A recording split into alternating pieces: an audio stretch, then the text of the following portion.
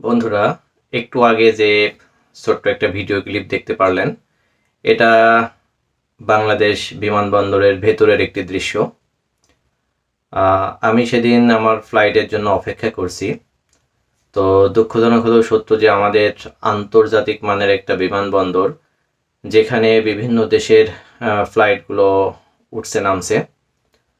তো যে ভিড়টা এত সময় দেখলেন, এই ভিড়টা হলো ফ্লাইট নেমে যাত্রীরা বের হবার জন্য অপেক্ষা করছে, অথচ গেটে তালা মারা। পুরো করিডোর, পুরো রাস্তাটা ব্লক হয়ে সবাই জ্যামে, মিনিমাম সেখানে 15 থেকে 20 মিনিট দাঁড়িয়ে আছে, কেউ গেট খোলে না।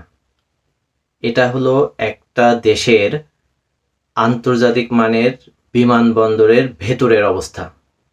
অথচ হওয়া উচিত ছিল প্লেন কখন ল্যান্ড করবে, কত সময় পর যাত্রীরা বের হবে, সেই অনুযায়ী ওইখানে দায়িত্বরত কর্মরত ব্যক্তি অপেক্ষা করবে তাদেরকে স্বাগত জানানোর জন্য।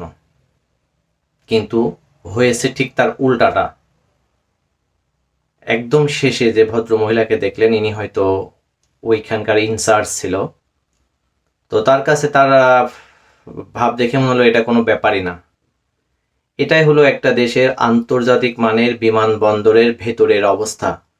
তাহলে আমরা যদি টার্মিনাল 2, 3, 4, 5 যতই আরও বাড়াই না কেন, কিছুই হবে না।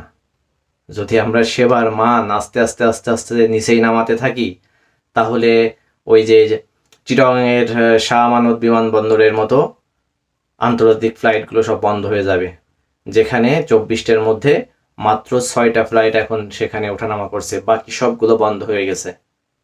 এটা সত্যি একটা দেশের জন্য খুবই দুঃখজনক ব্যাপার। আমরা যারা প্রবাসে থাকি, আমাদের আসলে কষ্ট লাগে আমাদের দেশের নাম উচ্চারণ করতে, শুধুমাত্র কতিপয় ব্যক্তির কারণে। যাই হোক, সবাই ভালো থাকবেন। আল্লাহ হাফেজ।